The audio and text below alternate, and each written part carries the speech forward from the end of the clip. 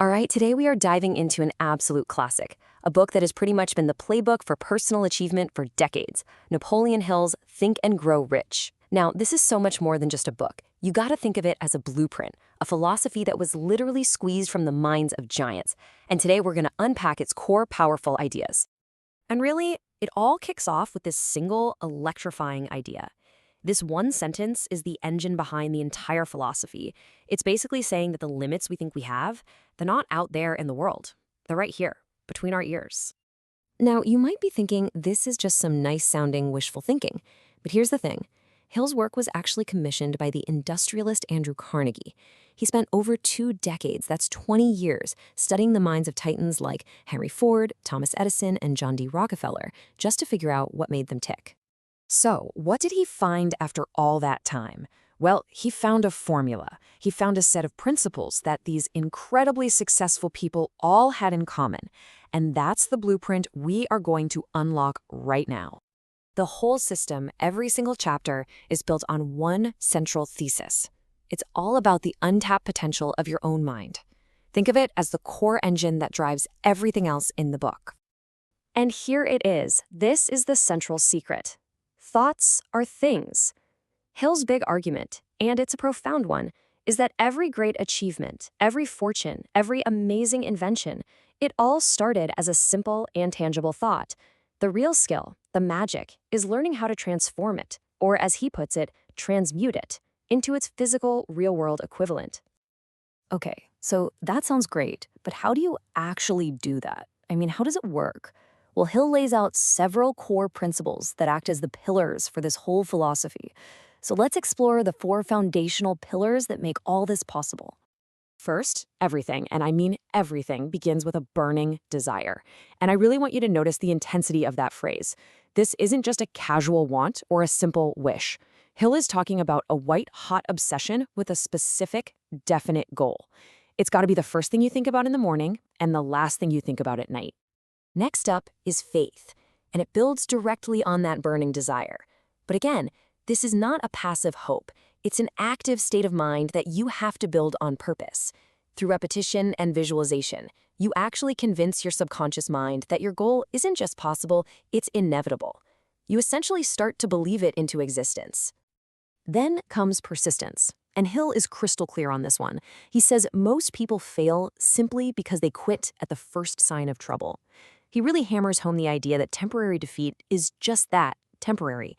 Persistence is just that raw willpower to keep going when everyone else would have already stopped. And finally, we have the famous Mastermind Principle. A key insight here is that you absolutely cannot achieve massive success alone. It just doesn't happen. A mastermind is an alliance where you surround yourself with people who share your vision, creating this incredible synergy, a third, more powerful mind that can solve problems you could never tackle on your own. Okay, so we've got the foundational mindset. Now let's get practical. Because Hill doesn't just give you theory. He provides a full 13-step action plan for turning those intangible ideas into tangible results. The whole book is structured around these 13 distinct steps, from desire and faith all the way to something he calls the 6th sense, which is basically intuition. Now, we don't have time to cover all 13 in detail, but let's zoom in on one of the most actionable and well-known parts of this whole plan. Okay, now this is where the theory becomes incredibly practical. This is his famous 6-step method for turning desire into reality. And look at how it forces you to move from some vague dream to a concrete target.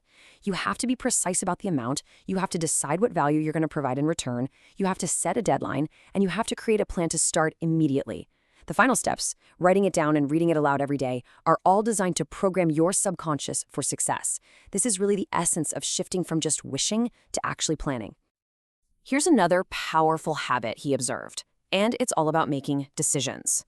Hill saw this huge difference. Successful people, they make decisions quickly and confidently, and then they're very slow to change them. Unsuccessful people, they're the exact opposite. They take forever to decide, and then they change their minds constantly, swayed by every little opinion they hear.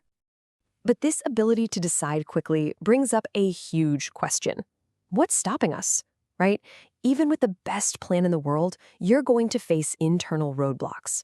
Hill called these the ghosts of fear, these universal saboteurs that hold every single one of us back from achieving our goals.